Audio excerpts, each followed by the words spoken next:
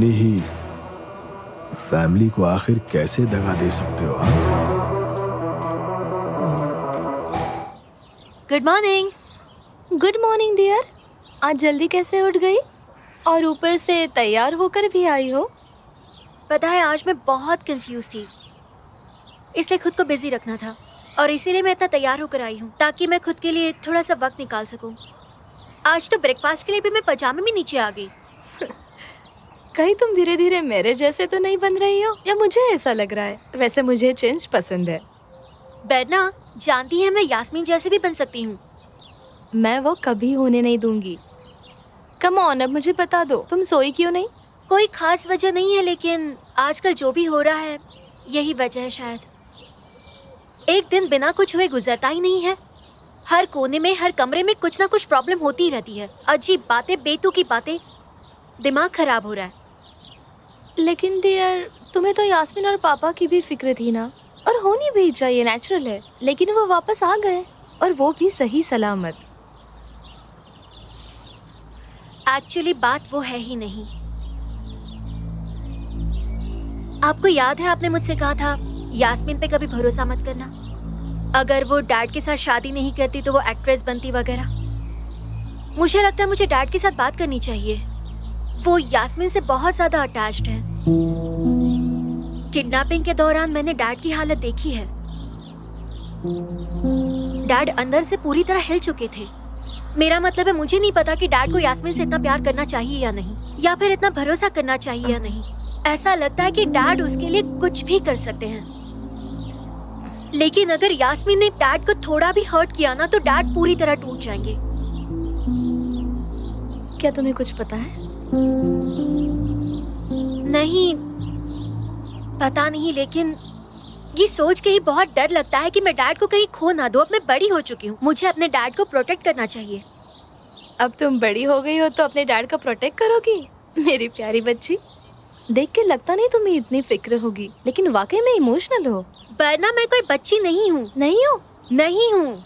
अरे मैं ये सब आपको क्यों बताऊं? जाइए, आपको लेट हो रहा है। गेस कौन मुझे लेट कर रहा है? ऑलराइट, जा रही हूँ, लेकिन मेरे जाने के बाद तुम रोना नहीं, ओके? ऑलराइट, जा रही हूँ।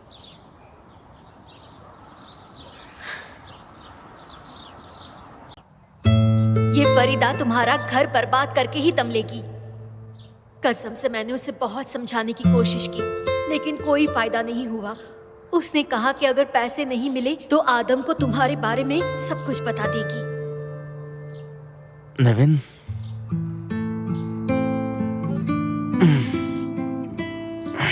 इतनी जल्दी उठ गई?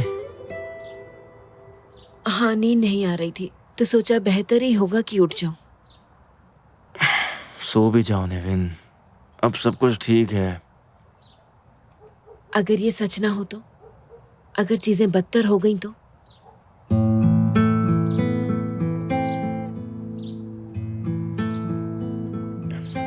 मेरी तरफ देखो,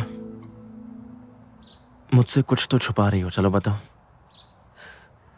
तुम्हें पता है ना, कल ही अपनी बात हुई है आदम। लेकिन मैं ये कह रही थी कि अब जब यास्मीन सेफ है तो क्विट करते हैं और अपनी पुरानी जिंदगी में लौट जाते हैं, अपने पुराने घर। हम नहीं जा सकते आदम, मुझे अपनी नई जिंदगी पसंद नहीं। लोगों का देखने का नजरिया बदल गया है। सबको लगता है हम इस विला में रहते हैं तो अमीर बन गए हैं। उन्हें क्या मालूम यहाँ कितना खतरा है। और वो मिस यास्मीन बहुत ही अजीब है। क्या क्या मतलब है तुम्हारा? मुझे नहीं मालूम, लेकिन जब भी उसे देखती हूँ मुझे बेचैनी सी होती है। मुझे वो पसंद नहीं। बिल्कुल सही कहा तुमने। ये लोग अलग हैं और हम कभी ऐसे माहौल में रहे भी नहीं हैं। लेकिन हम यहाँ एक वजह के लिए हैं। हम वक्त आने पर यहाँ से चले जाएंगे, समझ गई तुम?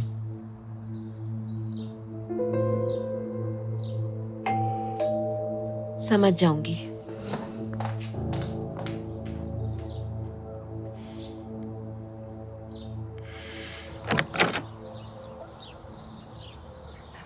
Good morning. Good morning. आपके साथ जो भी हुआ वो बुरा हुआ। थैंक्स। सॉरी मैं आपको सुबह सुबह डिस्टर्ब कर रही हूँ। आदम उठ चुके हैं क्या? हाँ, मैं जानती हूँ आज छुट्टी है, लेकिन मुझे उनसे कुछ ज़रूरी बात करनी है तो जरूर आइए, मैं उन्हें बुलाती हूँ। नहीं, मैं यहीं इंतज़ार कर लेती हूँ। ठीक है, मैं बुलाती हूँ।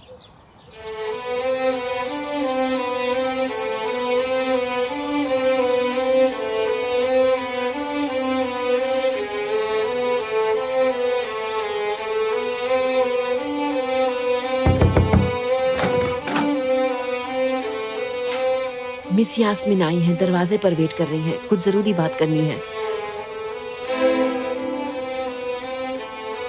ठीक है।